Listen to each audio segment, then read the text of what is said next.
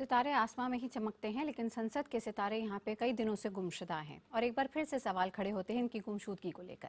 हम बात कर रहे हैं सचिन तेंदुलकर और रेखा की। जी हाँ, सदस्यों ने सवाल उठाया है कि अगर इनके पास वक्त नहीं है तो सांसद ये बनते ही क्यों हैं, क्योंकि काफी दिनों से रेखा और सचिन तेंदुलकर राज्यसभा आए ही नहीं, यानी कि सांसद बनने के बाद शायद सिर्फ 3 या 4 बार।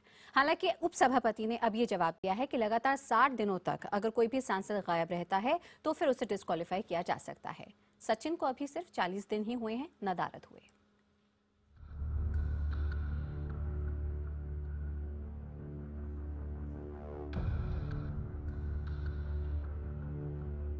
मास्टर ब्लास्टर सचिन तेंदुलकर और बॉलीवुड की तारिका रेखा। यूपीए सरकार ने दोनों को बड़े शोरगुल के साथ राज्यसभा के लिए मनोनीत किया, लेकिन दोनों की ही राज्यसभा में मौजूदगी नाम मात्र की या न के बराबर रही।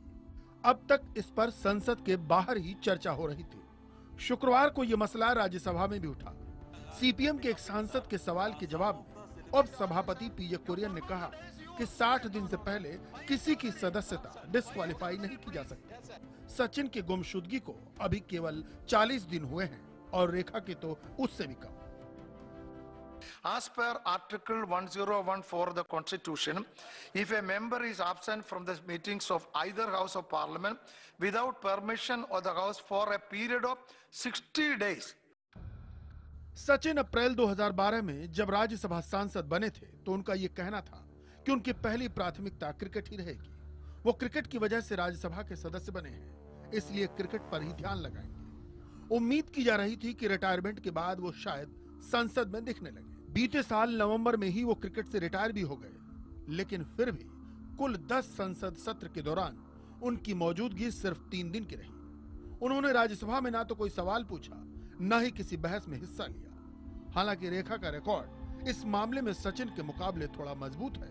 वो 7 दिन आई है, लेकिन दोनों साथी सांसदों के निशाने पर हैं। जब क्रिकेट खेलते थे सचिन तो प्रैक्टिस एक दिन भी नहीं छोड़ते थे, और अब तो छूट गई है, क्रिकेट छोड़ दिया उन्होंने, तो मेरे ख्याल से यहाँ आना चाहिए। रेखा जी के तो हम लोग फैन थे स्कूल समय से, तो उनके बारे में क्या कहें लेकिन आना चाहिए। मैं समझता हूँ जिम्मेवारी सबको निभानी चाहिए। कुछ योगदान तो करते नहीं सदन की कार्रवाई में, तो ऐसे लोग का तो कोई फायदा है नहीं। अब जो लोग बनाए वो लोग जाने, और ये सवाल उठना तो स्वाभाविक है। हाँ नहीं, ये बात ठीक नहीं हो, ना आना चाहिए। और ये देखिए, कोई मेंबरशिप जो है कोई ट्रॉफी थोड़ी है कि आप लेके चले गए।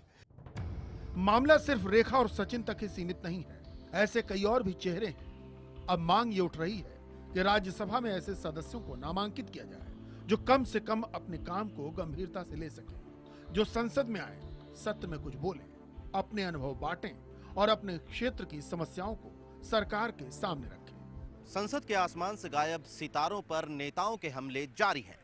सवाल मौजूद है, देश की सबसे बड़ी पंचायत में यह जगह अगर किसी माकूल उम्मीदवार को मिलती तो वो जाहिर तौर पर इसका बेहतर इस्तेमाल करता। सचिन और रेखा क्या ये बात समझेंगे? कैमरा पर्सन राकेश नेगी के साथ नीरज गुप्ता, दिल्ली, IBN 7। और क्योंकि बात सचिन और रेखा से जुड़ी थी इसलिए यहाँ पे सामने भी आई, लेकिन ये कोई नया मामला नहीं है।